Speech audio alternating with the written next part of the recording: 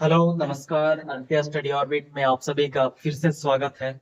और हम आज पढ़ेंगे वेक्टर का पार्ट फर्स्ट में हमने देखा था फिजिकल क्वांटिटी के बारे में। साथ ही साथ हमने वेक्टर्स, स्केलर्स, इसकी डेफिनेशंस और उससे रिलेटेड कुछ क्वेश्चंस भी किए थे। दूसरा पार्ट में हमने देखा था कोलिनियरिटी के बारे में, फिर उसकी position vector, types of vector के बारे में देखा, और तीसरे पार्ट में आप स्केलर वेक्टर पढ़े हुए थे। आज हम स्टार्ट करेंगे वेक्टर। वेक्टर के प्रोडक्ट कैसे निकालते हैं और इसका कुछ ऑब्जर्वेशन क्या होता है, इन सब पर अपन चर्चा करने वाले हैं। ओके, तो अगर आप पहले की वीडियो नहीं देखे हैं तो उस वीडियो को देखें और फिर इसको देखें, तब अच्छे से आपको समझ में आएगा। मैं इसका लिंक आपको आई टैब पे दे दूंगा। Okay, let's start.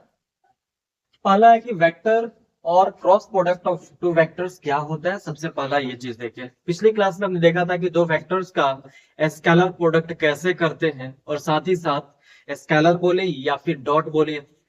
अब यहाँ पर हमारे पास दो वेक्टर है, लेकिन उन वेक्टर के पास अपनी डायरेक्शन के साथ साथ अपने को जो करना है वो क्रॉस प्रोडक्ट करना है। क्रॉस प्रोडक्ट से आपको हमेशा एक वेक्टर मिलता है, जबकि स्केलर प्रोडक्ट से आपको एक रियल नंबर मिलता था, जो एक स्केलर बनता था, एक अदिश बनता था, कोई एक कांस्टेंट डिजिट मिलता था, आपको नंबर्स मिलते थे। ठीक है, तो इसमें क्या है, सबसे पहले दो वेक्टर्स हम ले लेते हैं।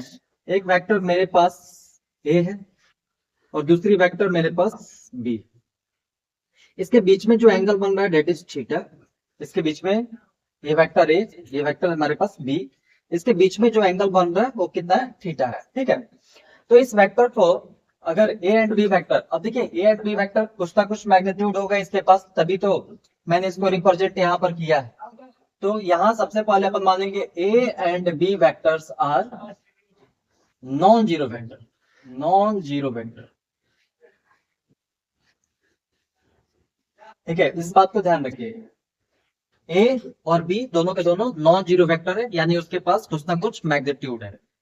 ठीक, अब ए वेक्टर और बी वेक्टर को डिफाइन कैसे करेंगे, इसका क्रॉस प्रोडक्ट अगर आपको ए क्रॉस बी, तो ये डिफाइन होता है ए वेक्टर का मैग्नीट्यूड, बी वेक्टर का magnitude, sine theta N cap. Sine theta N cap, जिस तरीके से हम A vector dot B vector define कर रहे थे, magnitude of A vector, magnitude of B vector cos theta, उसी तरीके से हम जब क्रॉस की बात करते हैं तो यहाँ पर साइन की बातें करते हैं। लेकिन उसके बगल में आप लोग देख रहे होंगे कि एन कैप लगा है। कैप लग गया, इसका मतलब तो यूनिट वेक्टर है। ठीक है, यानी ये डायरेक्शन को रिप्रेजेंट करेगा। किसको रिप्रेजेंट करेगा, डायरेक्शन को। वहां पर रियल नंबर को रिप्रेजेंट कर रहा था। स्केलर प्रोडक्ट या डॉट प्रोडक्ट हम निकाल रहे थे तो रियल नंबर मिल रहे थे, लेकिन यहाँ पर आपको क्या मिल रहा है, वेक्टर, क्योंकि यहाँ पर आपको डायरेक्शन, यहाँ से मैग्नीट्यूड मिलेगा और इस हिस्से से आपको डायरेक्शन मिल जाएगा।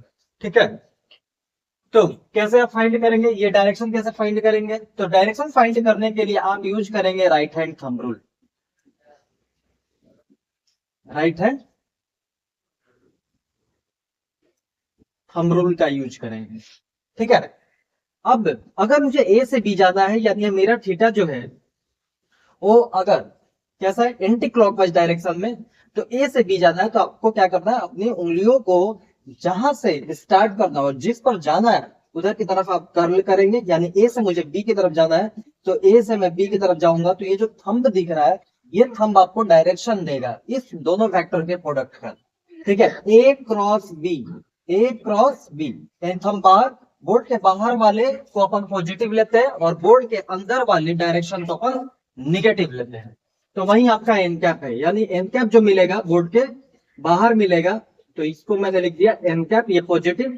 अगर आप क्या करते, क्लॉकवाइज करते, तो ये डायरेक्शन नीचे हो जाती है ना, ये डायरेक्शन बोर्ड के अंदर जाता। बी से ए अगर आप आते हैं, बी से ए आते तो बोर्ड के अंदर ये डायरेक्शन मिलता, तो ये होता माइनस का एन कैप। क्या इतनी बातें समझ में आएगी, यानी यहां से मैं लिख सकता हूं कि A vector cross of B vector that is equals to magnitude of A vector B vector sine theta और एन कैप। एन कैप क्या बता रहा है आपको, डायरेक्शन बता रहे हैं। एन कैप क्या बता रहा है, डायरेक्शन बता रहा है। इतनी बातें आप लोगों को समझ में आ गई, यानी कि किस तरीके से हम वेक्टर प्रोडक्ट करते हैं या क्रॉस प्रोडक्ट करते हैं। Cross product is defined as if we have a and b two non-zero vector, then a cross b will be equals to magnitude of a, magnitude of b, sine theta N cap, और ये N cap आपका direction दिखाएगा, और ये direction हम कैसे निकालेंगे? By right hand thumb rule. By right hand thumb rule. आपको क्या करना है, जिस वेक्टर के तरफ से जाना है, ए से बी जाना, ए की तरफ हमने कर लिया, और अपनी उंगलियों को कर्ल करेंगे बी की डायरेक्शन में। जो थंब का डायरेक्शन होगा वो आपको डायरेक्शन देगा। ठीक है, तो पहला ऑब्जर्वेशन तो मेरा यही से क्लियर हो गया कि यहाँ से जो वैल्यू आपको मिलने वाला है, यानी यहाँ से मैग्नीट्यूड और ये आपको वेक्टर, ये आपको डायरेक्शन, और मैग्नीट्यूड प्लस डायरेक्शन क्या होता है? वेक्टर होता है। यानी A cross B is a vector quantity, जबकि स्केलर में ऐसा नहीं था। ए डॉट बी क्या मिला था? Magnitude of A, magnitude of b, और कॉस थीटा, वहां से आपको रियल नंबर्स मिले। तो इतनी बातें समझ में आ गई। अब दूसरी बात देखिए कि ये जीरो कब हो सकता है। साइन थीटा की वैल्यू हमें पता है, sine theta, if you talk about sine theta, कि sine theta equals to zero, तो इसका मतलब है कि थीटा की वैल्यू कितना होगा? 0 डिग्री। और अगर हम बातें करें साइन थीटा इक्वल्स टू 1, इसका मतलब है कि थीटा की वैल्यू कितना है? Pi by 2। और अगर माइनस की बातें कर ले, यानी sine theta equals to minus का 1, तो इसका मतलब क्या है कि थीटा की वैल्यू 3 पाई बाई 2। ठीक है, तो इस बात को समझिए, अगर मैं यहाँ पर साइन की वैल्यू, इन दोनों के बीच का एंगल 0 हो जाए, मैग्नीट्यूड अलग अलग है, लेकिन अगर ये 0 हो जाए तो फिर क्या हो जाएगा? फिर क्या हो जाएगा? दोनों वेक्टर आपके पैरेलल हो जाएंगे। दोनों वेक्टर कैसे हो जाएंगे? पैरेलल हो जाएंगे, क्योंकि हमने फ्री वेक्टर पढ़ा था क्या, कि अगर ए वेक्टर है और इसी पर भी दो वेक्टर, आपका बी वेक्टर है, तो आप उसको बिना उसकी डायरेक्शन, बिना उसकी मैग्नीट्यूड चेंज किए क्या कर सकते हैं? उसको अलग, अपने स्वेच्छा अनुसार अलग कर सकते हैं। And a vector B vector दोनों लाइंस अगर आप देखेंगे तो सेम प्लेन में लाई कर रहा है विथ नो इंटरसेक्टिंग पॉइंट, तो ये कैसा हो जाएगा? पैरेलल हो जाएगा। तो याद रखेंगे कि अगर ए क्रॉस बी आपको 0 वेक्टर मिल रहा है, इसका मतलब ए वेक्टर और बी वेक्टर कैसा है? पैरेलल है, दोनों के दोनों समानांतर है। ठीक है, थर्ड पॉइंट क्या है? Theta equals to pi by 2। Pi by 2 देखिए, पाई बाई 2 कब? जब साइन थीटा की वैल्यू 1 हो जाएगी। ठीक है, यानी A vector cross B vector, magnitude of A vector, magnitude of B vector, और साइन पाई बाई 2 की वैल्यू ये पूरा का पूरा कितना हो जाएगा? 1 हो जाएगा। ये तो आपको डायरेक्शन दिखा रहा है ना। तो ए क्रॉस बी किसका क्या हो जाएगा? Magnitude of A, magnitude of b. इतनी बातें क्लियर हो गया। ठीक है, अब अगला देखिए, 4 और 5 दोनों को थोड़ा सा ध्यान से आपको देखने का काम है। देखिए यहाँ पर i into I, J into J, K into के, जीरो कैसे बनता है इसको मैं बता देता हूँ। तो फोर्थ नंबर देखने के लिए मैं आपको सबसे पहले डायग्राम ड्रॉ करके सिखा देता हूँ कि कैसे इसकी वैल्यू 0 हो रही है और कैसे ये वैल्यू निकालेंगे अपन। तो पहला देखिए, हम क्या मानते हैं कि एक्स एक्सिस को आई कैप, यानी ये हमारे पास एक्स एक्सिस, ये हमारे पास वाई एक्सिस, और ये हमारा जेड एक्सिस। ठीक है, अब आई क्रॉस आई, यानी दोनों डायरेक्शन कैसा है? एक्स पर है, इसके बीच का एंगल कितना बनेगा? 0। इसके बीच का एंगल कितना? 0। और जब एंगल 0 बन जाएगा, यानी ये पूरी वैल्यू कितनी हो जाएगी? 0। साइन 0 की वैल्यू, 0 डिग्री की वैल्यू 0, यानी पूरी वैल्यू 0 हो जाएगी। तो ए क्रॉस बी की वैल्यू कितना हो जाएगा? 0। समझ आ रहा है? इसलिए लिखा है आई क्रॉस आई की वैल्यू कितना हो जाएगा? 0। जे क्रॉस जे, दोनों के बीच में एंगल कितना बना? 0 डिग्री, इसलिए पूरी वैल्यू कितनी हो जाएगी? 0 वेक्टर। और के क्रॉस के कितना हो जाएगा? 0 वेक्टर। इतनी बातें समझ में आ गई। अब इतनी बातें समझ में आ गई तो पांचवा वाला देख लेते हैं अपन। फिफ्थ ऑब्जर्वेशन क्या है? फिफ्थ ऑब्जर्वेशन के लिए एक बात अपने को ध्यान रखना है, इसको निकालने का तरीका मैं सिखाता हूँ। कि आप जानते हो कि डायरेक्शन अगर आप एंटी क्लॉकवाइज में रखते हैं, है ना, कैसा? एंटी क्लॉकवाइज में, तो एंगल जो होता है वो कैसा होता है? पॉजिटिव होता है। क्लॉकवाइज अगर रखिएगा तो नेगेटिव हो जाएगा। ये फिगर आपको ड्रॉ कर लेना है जब भी आपको इस तरह का डायरेक्शन, हमेशा डायरेक्शन आपको फाइंड करना है, तो ये फिगर आपके दिमाग में होना चाहिए। आई क्रॉस जे, आई क्रॉस जे, हमने बताया कि जब भी डायरेक्शन निकालेंगे we will use right hand thumb rule. I से जे की तरफ जा रहे हैं, आई तरफ रखा, क्योंकि देखिए आई से जे की तरफ जाएंगे, अगर इधर से अपन चलेंगे तो बीच में के आ जाएगा, हमको आई से जे जाना है ना। तो क्या करेंगे? आई रखा, आई से अपन जे की तरफ जा रहे हैं, आई से जे की तरफ, तो उंगली का है बाहर की तरफ, बाहर, है ना, आई से जे की तरफ। और के वेक्टर क्या होता है? पॉजिटिव जेड एक्सिस बाहर और निगेटिव जेड एक्सिस बोर्ड के अंदर। तो आई जे किसके बराबर हो जाएगा, के बराबर, और कैसा, पॉजिटिव। तो वही लिखा हुआ है आई क्रॉस जे के कैप, जे जे कैप क्रॉस के कैप, जे कैप, ये जे कैप क्रॉस के कैप, क्या मिलेगा, अब की बार जे के हो गया तो आई मिलेगा, क्योंकि वाई एक्सिस हो गया, ये आपका जेड एक्सिस, तो आपको एक्स एक्सिस मिलेगा। लेकिन इससे डायरेक्शन, थंब रूल से आपको डायरेक्शन निकालना है कि पॉजिटिव होगा या नेगेटिव, है ना। ये तो मालूम है कि आई जे का क्रॉस करेंगे के मिलेगा, जे क्रॉस का जे के का क्रॉस करेंगे आई मिलेगा, लेकिन कौन सा, पॉजिटिव या नेगेटिव। तो राइट हैंड थंब रूल का आपको यूज करना है।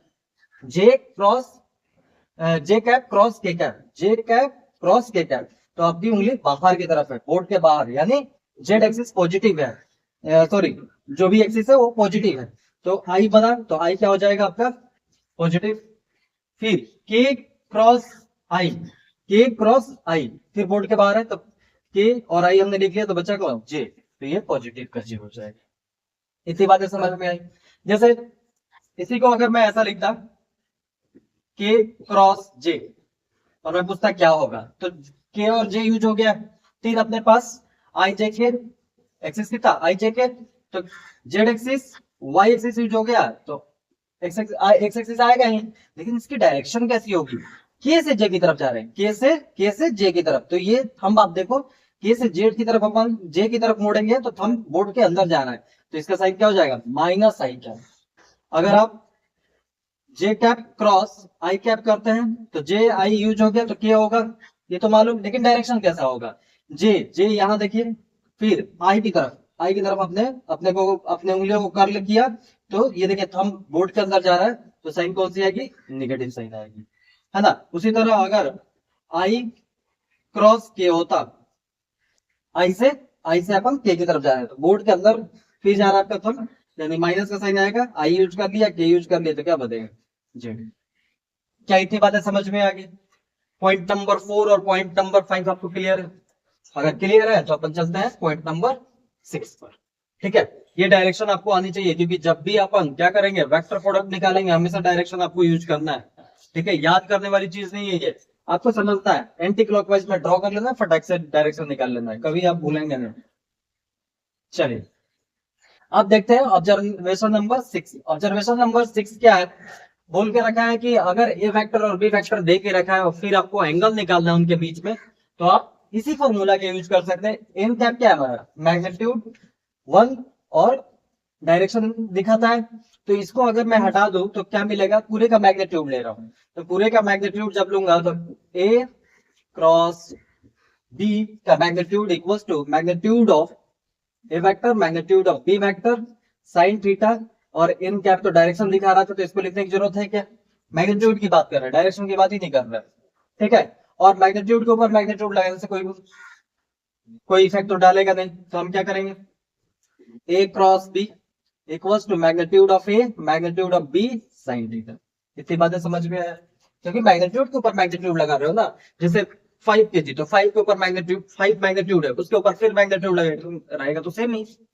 ठीक, अब साइन थीटा की वैल्यू कितना हो जाएगा, a vector cross B vector का magnitude upon magnitude of A vector magnitude of B vector sine theta. क्या इतनी बातें समझ में आ गई, ये वाली चीज आपको मिल गया कि साइन थीटा की जो वैल्यू होती है, यानी दो आपके पास अगर वेक्टर दिया हुआ है, ए वेक्टर बी वेक्टर और उसके बीच में एंगल, तो ये साइन थीटा से आप फाइंड कर सकते हैं ए क्रॉस बी का magnitude upon magnitude of A vector magnitude of B vector, ऐसे आप फाइंड कर लेंगे। हर एक से अपन क्वेश्चंस करेंगे, ठीक है, परेशान होने की जरूरत बिल्कुल नहीं है। अब 7 नंबर और 8 नंबर समझाने के लिए थोड़ा सा मैं कंपोनेंट्स के बारे में आपको समझा दूं, है ना, वेक्टर्स के कंपोनेंट्स के बारे में मैं आपको समझा दूं, फिर अपन आगे चलते हैं। Components of vector, components of vector क्या होता है आगे देखिए।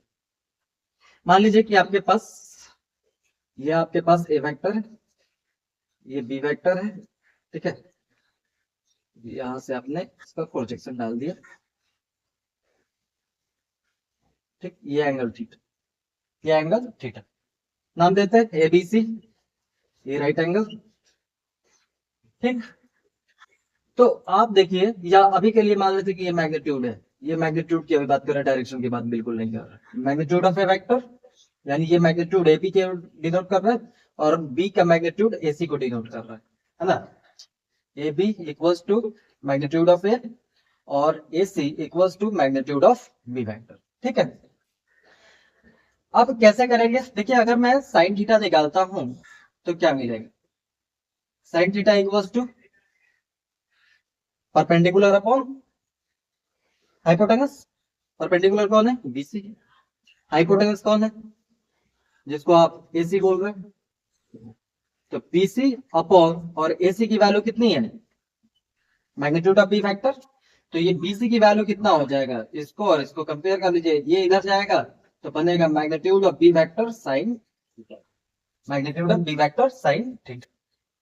ठीक है, यानी मैं बीसी को ऐसा लिख सकता हूं, क्या? Magnitude of b vector sine theta. क्या इतनी बातें समझ में आ रही?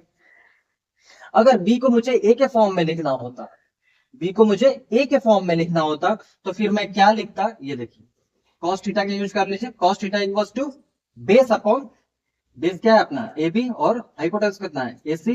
तो ये हो गया magnitude of A vector upon, और ए सी क्या है? मैग्नीट्यूड। अच्छा, ए को अपन लिख रहे हैं तो ए बी को ऐसे ही रखते हैं अपन, और ए सी की जगह पर हमने बी। आप समझ रहे हो मैं क्या करना चाह रहा हूँ?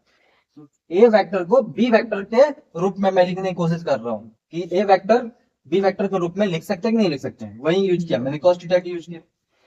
ए बी की वैल्यू ए वेक्टर के बराबर, लेकिन ए बी को मैं बी के फॉर्म में चाहता हूं, तो ये बी जब इधर मल्टीप्लाई होगा तो आप देखिए A B equals to magnitude of B vector cos theta, और यही किसके बराबर होगा? मैग्नीट्यूड ऑफ ए के बराबर। यानी एम एम का मैग्नीट्यूड लिखने के वजह आप magnitude of B vector cos theta भी आप लिखेंगे तो ये सही होगा। इसको बोलते हैं कंपोनेंट्स ऑफ वेक्टर, यानी वेक्टर को आपने अलग अलग बांट दिया। ठीक है, किसी फॉर्म में आपने लिख दिया। ठीक है, इतनी बातें समझ में आ गई? क्लियर हो गई? बी, इसको कैसे यूज किया? साइन से। ये साइन से मैं लिख पाया, और ये बेस था इसलिए बेस से मैं लिख पाया। इसको अपन लिख सकते हैं बी वेक्टर cos थीटा। तो याद रखना है, अगर परपेंडिकुलर लिखना होता है तो साइन थीटा, अगर आपको क्या लिखना होता है? बेस लिखना रहेगा तो क्या लिखना है? cos theta. ठीक है, अब मैं 7 नंबर प्रॉपर्टी आपको समझा देता हूं, क्या है ये चीज। देखिए, मैग्नीट्यूड ऑफ ए वेक्टर, तो ये कितना हो जाएगा? Magnitude of A vector sine theta. अभी हमने समझ लिया। अब देखिए, हम जानते हैं कि किसी भी ट्रायंगल का एरिया कितना होता है, यानी area of triangle A B C कितना हो जाएगा? 1/2 बेस इंटू हाइट। बेस कितना है? A B. बेस कितना? A B. और हाइट कितना है? C D. तो यहां से क्या मिलेगा? 1/2। और देखिए, ए बी की वैल्यू कितना? Magnitude of B vector. और सी डी की वैल्यू कितना है? सी डी की value magnitude of A vector sine theta. और आप जानते हो क्या कि A vector B vector sine theta क्या होता है? A cross B. यानी यहां से मिल गया 1/2, और सिर्फ मैग्नीट्यूड डायरेक्शन की बात नहीं कर रहे तो ए क्रॉस बी इसको लिख सकते हैं। और बाहर हमने मैग्नीट्यूड इसलिए लगा दिया ताकि आप डायरेक्शन से कंफ्यूज ना हो। ठीक है, उसी तरह उस वाले में देखिए, ये आपके पास मैग्नीट्यूड ऑफ बी वेक्टर पूरा देके रखा है, ये आपके पास मैग्नीट्यूड ऑफ ए, तो ये परपेंडिकुलर क्या हो जाएगा? Magnitude of A vector sine theta. होगा कि नहीं होगा? ठीक है, अभी हमने सीखा था। और एरिया ऑफ पैरेललोग्राम कितना होता है? एरिया ऑफ पैरेललोग्राम समानांतर चतुर्भुज का क्षेत्रफल कितना हो जाएगा? Base into height. तो ये हो गया A B into ED. ED perpendicular है, हाइट है, तो ए बी की वैल्यू कितना है? Magnitude of B vector. और ईडी की वैल्यू हमने फाइंड कर लिया कितना? Magnitude of A vector sine theta. Magnitude of A vector sine theta, यानी इसको क्या लिख सकते हैं? यही magnitude of A vector magnitude of B vector sine theta. तो मैं जब दोनों पे मैग्नीट्यूड लगा दीजिएगा, डायरेक्शन हट जाएगा, तो ये बन जाएगा ए क्रॉस बी साइन थीटा। से इतनी बातें समझ में आई? मैग्नीट्यूड लगा है। ठीक है, इस बात को ध्यान रखेंगे। तो इतनी बातें हमने कर लिया। अब इससे रिलेटेड कुछ क्वेश्चन हम देख लेंगे। ओके, चलिए, यहां पर हमारे पास दो क्वेश्चन है। पहला क्वेश्चन है कि फाइंड, आपके एक्सरसाइज इसके एग्जांपल 23, आपके बुक का ही एग्जांपल है 23। लिखा हुआ है फाइंड ए क्रॉस बी का मैग्नीट्यूड फाइंड करना है। ए का ए वेक्टर दिया हुआ है और बी वेक्टर दिया हुआ है। कैसे इसका क्रॉस, देखिए क्रॉस प्रोडक्ट निकालना है तो सबसे पहले तो क्रॉस निकालेंगे। क्रॉस कैसे निकालेंगे, तो देखें इधर सॉल्यूशन किसका 23 का अपन कर रहे हैं, ठीक है। इसको करने के लिए डिटर्मिनेंट मेथड का यूज करेंगे। हमें फाइंड करना है ए क्रॉस बी। सबसे पहले ए क्रॉस बी फाइंड कर लेंगे, मैग्नीट्यूड तो सन से फाइंड कर लेंगे। तो कैसे फाइंड करेंगे, आपने लिखा आई डायरेक्शन जे कैप और यहाँ पर के कैप, ठीक है। ए वेक्टर को देखिए आई के साथ कौन सी कोफिशिएंट है 2, जे के साथ 1 और के साथ 1। कैसी बातें समझ में आ गई। फिर उसके साथ वी वेक्टर को देखिए आई के साथ 3, जे के साथ 5 और के साथ माइनस का 2, ठीक। अब इसका डिटर्मिनेंट के तरीके से अपन सॉल्व करेंगे। तो यहां से देखिए क्या मिलेगा मुझे, A vector cross of B vector equals to, determinant में क्या कहते हैं आई को रोका, यानी इस रो को और इस कॉलम को हटा दिया तो बचा कौन, ये हिस्सा, यानी 1 इंटू माइनस 2 कितना बना -2 माइनस का 5 इंटू 1, है ना। फिर जे कौन सा होता है प्लस का माइनस का प्लस का, यानी माइनस जे कैप। ये रो और ये कॉलम हट गया तो बना क्या 2 माइनस 2 कितना हो गया माइनस का 4 माइनस 3 इंटू 1 3।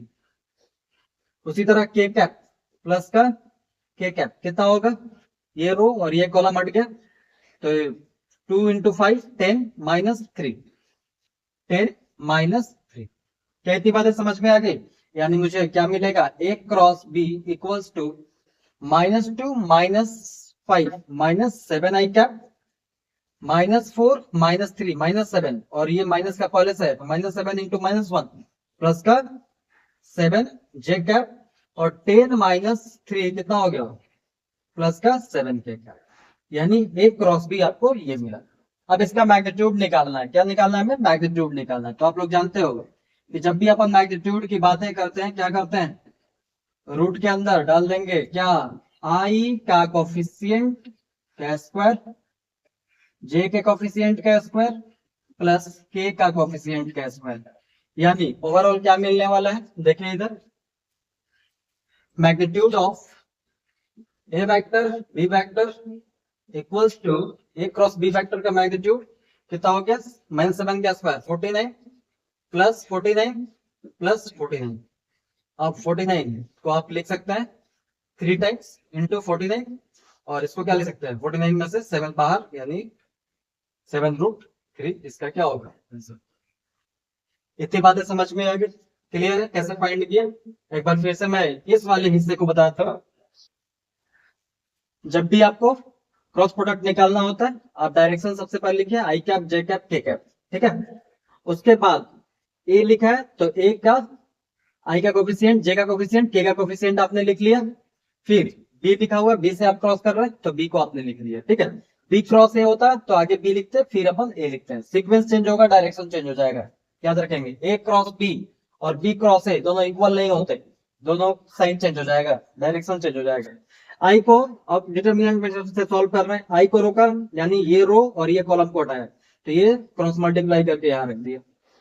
माइनस जे डिटर्मिनेंट क्या यूज कर रहा हूं मैं, ये हटाया 2 - 2 कितना हो गया माइनस का 4 और माइनस का 3, ठीक है। के कैप तो ये रो और ये कॉलम हट गया तो 5 2 10 minus 3 into 1 3।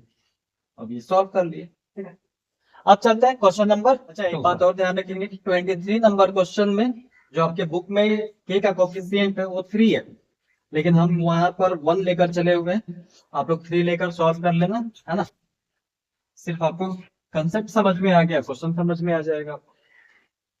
Question number example 24, ठीक है। कोफिशिएंट इधर उधर हो सकता है तो समझेंगे क्या लिखा है कि आपको परपेंडिकुलर और परपेंडिकुलर कैसे मिलता है। तो आप आई से जे की तरफ जाते हैं, जब आई से आप जे की तरफ जाते हैं तो जो आपको थंब का डायरेक्शन होता है वो कैसे मिलता है, by the help of vector product. तो ये वेक्टर प्रोडक्ट से मिला आपको। तो ये तीनों के तीनों आप जानते हो एक्स एक्सिस वाई एक्सिस और जेड एक्सिस तीनों म्यूचुअली परपेंडिकुलर होते हैं, एक दूसरे पर लंबवत होते हैं। तो यहां से मुझे एक यूनिट वेक्टर, पहला तो यूनिट वेक्टर निकालनी है, ठीक है जी। और कैसा?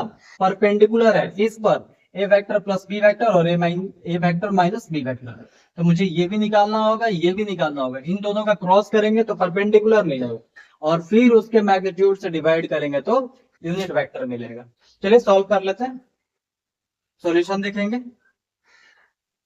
ए vector plus of B vector, आगे वो निकाल रहे हैं अपन। अभी तो मैग्नीट्यूड निकाल नहीं सकते, अभी ये निकाल लेते हैं। ए वेक्टर प्लस बी वेक्टर कितना होगा? आई प्लस आई, 2i जे कैप प्लस 2 जे कैप, 3 जे कैप, और के कैप प्लस 3 के कैप, कितना बन गया? 4 के कैप। इतनी बातें क्लियर हो गई। फिर ए वेक्टर माइनस बी वेक्टर चाहिए, यानी इसमें माइनस, तो आई माइनस का आई कितना होगा? 0, यानी आई लिखने की कोई जरूरत नहीं। जे -2 जे कितना हो गया? -जे कैप। के -2 के, यानी -3 के, तो ये बन गया -2 के कैप। ठीक है, ये चीज बना। अब इसका अपन क्या कर रहे हैं? परपेंडिकुलर वेक्टर निकाल लेते हैं, यानी हमें करना पड़ेगा क्रॉस इसका। A plus B vector cross A vector minus B vector. तो यहां से हमने बताया कि सबसे पहले आप डायरेक्शन लिखेंगे आई जे के, और आई का कोफिशिएंट पहला में 2 है, 3 जे का, और के कैप का 4। दूसरा देखिए, आई तो इसमें है नहीं, तो क्या हो जाएगा? 0 हो जाएगा। जे का -1 और के का -2। ठीक है, इतनी बातें समझ में आ गई। तो यहां से जब इसका क्रॉस प्रोडक्ट हम फाइंड करेंगे, क्या मिलेगा? देखिए, A vector plus of B vector cross A vector minus of B vector equals to I cap आपने लिखा, फिर इस रो को और इस कॉलम को लापता कर दिया। 3 इंटू -2 कितना हुआ? -6। फिर माइनस का साइन लगाइएगा। 4 इंटू -1 -4, यानी माइनस माइनस कितना हो जाएगा? प्लस का। फिर माइनस का जे, ठीक है जी, ये रो और ये कॉलम हट गया। 2 इंटू -2 -4, -4, और 4 इंटू 0 तो 0 हो जाएगा, तो लिखने की जरूरत तो है नहीं, फिर भी लिख देता हूं मैं। प्लस के कैप,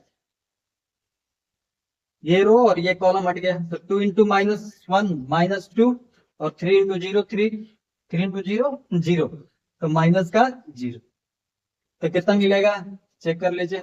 -4 प्लस -6 प्लस 4, माइनस का 2i कैप -4, और ये माइनस का 1, यानी कितना हो गया? माइनस माइनस प्लस, +4 जे कैप, और माइनस का 2, तो -2 के कैप, ये मिला।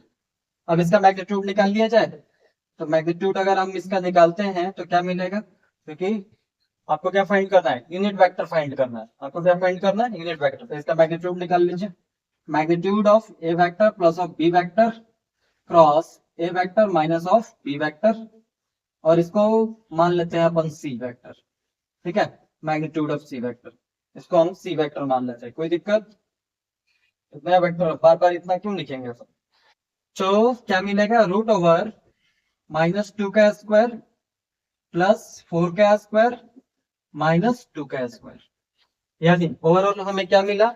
Magnitude of C vector, c vector क्या है? वो है magnitude of A vector plus B vector cross A vector minus B vector का मैग्नीट्यूड। ठीक है, उसी को हमने सी ले लिया। उतना लिखने की वजह थोड़ा सा बच जाएंगे अपन। -2 का स्क्वायर 4, 4 का स्क्वायर 16, है ना, और -2 का स्क्वायर 4, तो ये 20, और 4 24, 24 से कुछ बाहर आएगा क्या?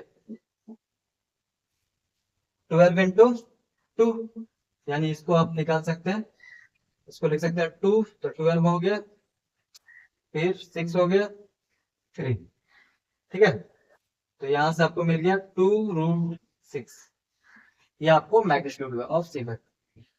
अब क्या निकालना है? Unit vector. तो आप लोग जानते हैं कि यूनिट वेक्टर कैसे लिखते हैं, यानी सी कैप लिखना हो तो C vector upon magnitude of C vector. तो बस हो गया यहाँ से।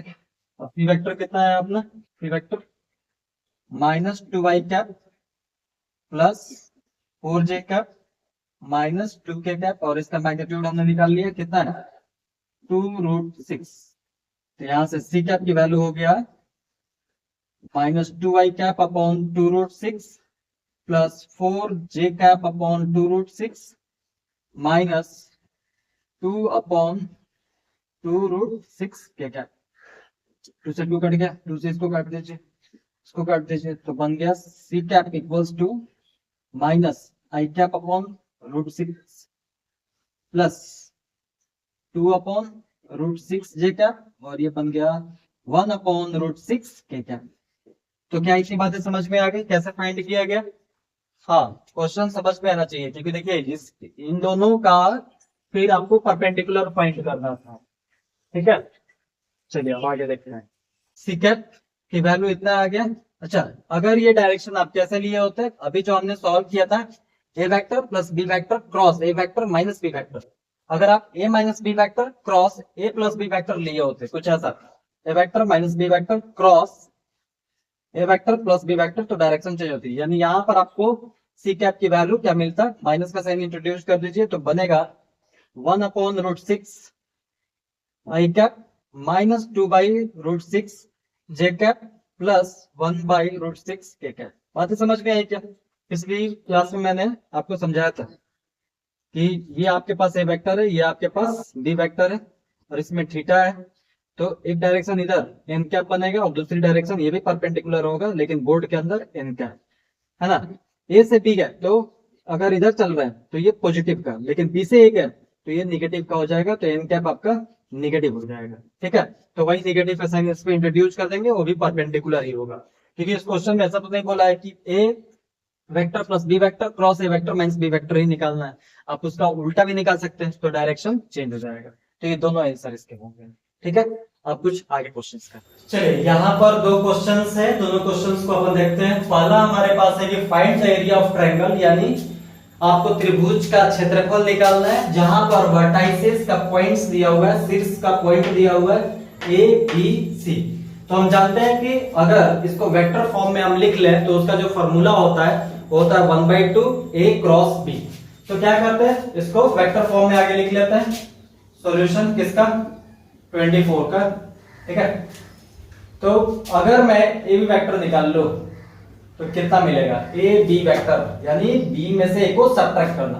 1 माइनस, वैसे इसको कैसे लिखते हैं? ओबी वेक्टर पोजीशन वेक्टर से, ओबी वेक्टर माइनस ऑफ ओए वेक्टर।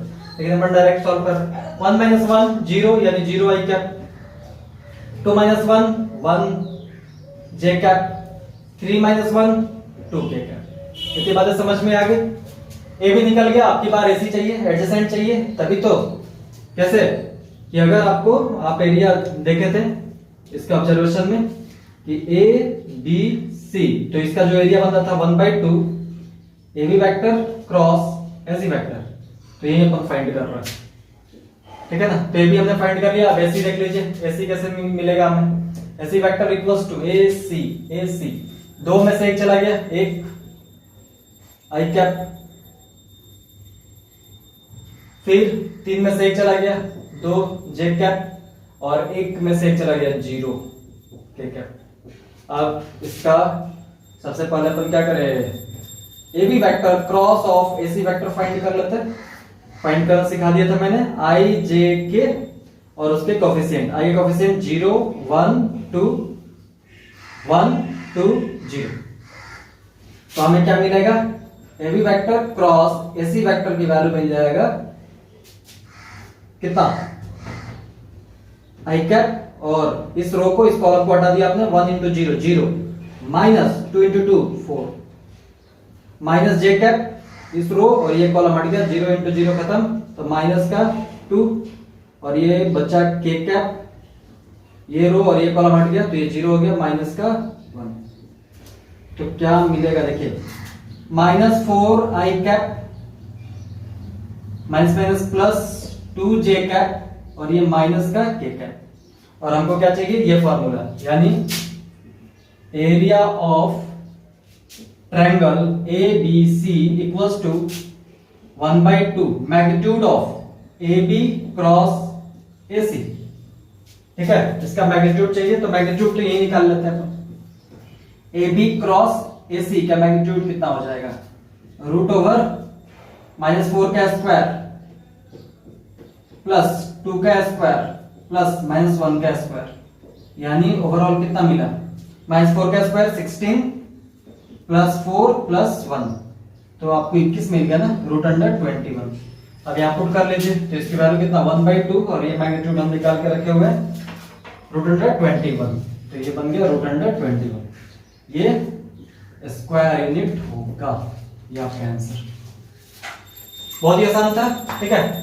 अगला क्वेश्चन देखते हैं, लिखा हुआ है कि find the area of parallelogram, यानी आपको समानांतर चतुर्भुज का एरिया निकालना है, ठीक है, जिसमें एडजेसेंट साइड, कितनी अच्छी बात है कि एडजेसेंट साइड दिया हुआ है, तो adjacent side are given by the vectors, और वो भी वेक्टर फॉर्म में, मतलब चेंज ही नहीं करना आपको, वर्टाइसेस नहीं दिया है, तो आसान कर दिया इसने क्वेश्चन, ए वेक्टर और बी वेक्टर, यानी कुछ ऐसा पैरेललोग्राम देकर रखा, ये वेक्टर दे दिया और ये बी वेक्टर दे दिया, ठीक है। सॉल्व करते हैं अपन आगे। तो इसका आप जानते हो कि एरिया अगर इसका फाइंड करते हैं, एरिया ऑफ पैरेललोग्राम, तो क्या होता है, magnitude of A vector magnitude of B vector, तो a vector cross B vector आगे निकाल लेते हैं, तो a vector cross B vector की वैल्यू कितना होगा, i j k cap, i का कोएफिशिएंट पहला देखिए 3 1 4, 3 1 4, बी वेक्टर में 1 -1 1 1 -1 1, ठीक है। अब सॉल्व कर लेते हैं, तो a vector cross B vector की वैल्यू i कैप, ये रो और ये कॉलम खत्म, 1 × 1 1 और -4, तो पहले से -4 यानी प्लस का 4, माइनस का j कैप, ये रो और ये कॉलम हट गया, 3 × 1 3, माइनस का 4 प्लस k कैप, ये कितना हो जाएगा, ये रो और ये कॉलम खत्म, तो 3 × -1 माइनस का 3, 1 × 1 और भी माइनस का, तो -3 माइनस 1 × 1 1, तो ओवरऑल हमें क्या मिल गया, देखिए ये 5 i कैप और 3 -4 माइनस का 1 इंटू माइनस कितना प्लस का, तो प्लस j और -3 -1 -4 हो गया क्या, इसका मैग्नीट्यूड कितना होगा, a क्रॉस b का मैग्नीट्यूड √5 का स्क्वायर प्लस 1 का स्क्वायर प्लस -4 का स्क्वायर, तो हमें मिल जाएगा √25 प्लस 1 प्लस 16, है ना, तो ये कितना हो जाएगा 25 1 26 और 6 32, तो 42 मिल जाएगा, यानी √42, ठीक है। यानी यहां से area of parallelogram, area of parallelogram क्या है, magnitude of a cross b का, तो ये हो गया √42 स्क्वायर यूनिट, ये आपका आंसर हो गया। तो यहां पर हमने ये सारी चीजें देख ली, वेक्टर के कुछ प्रॉपर्टीज देख लेते हैं, उसके बाद अपन आगे बढ़ते हैं। चलिए कुछ 2 प्रॉपर्टीज है, इसको देख लेते हैं। एडिशन पर डिस्ट्रीब्यूटिव प्रॉपर्टीज है, ठीक है। अगर ऐसा है आपके पास 2 वेक्टर, दोनों का सम देकर रखा है B vector plus C vector, और ए से क्रॉस कर रहे हैं, तो ए क्रॉस बी आप लिख सकते हैं और ए क्रॉस सी आप लिख सकते हैं, ठीक है। और उस तरह लैम्डा कोई स्केलर है, लैम्डा कोई स्केलर है, अदिश है, कांस्टेंट नंबर है, उसको अगर आप मल्टीप्लाई करें तो लैम्डा ऑफ ए वेक्टर, फिर आप क्रॉस ऑफ बी वेक्टर कर सकते हैं, या फिर ए क्रॉस और लैम्डा बी वेक्टर भी करेंगे तो इसकी वैल्यू भी सेम आने वाली है, ठीक है। तो ये था 2 प्रॉपर्टीज, और यहां हमारा वेक्टर कंप्लीट होता है। अब आगे वाली क्लास आगे कंटिन्यू करेंगे, ओके, थैंक यू। अच्छा, अगर मेरी वीडियो आपको समझ में आता है तो उसको लाइक करें, कमेंट करें, शेयर करें, और साथ ही साथ सब्सक्राइब तो बनता ही है, ओके, थैंक यू।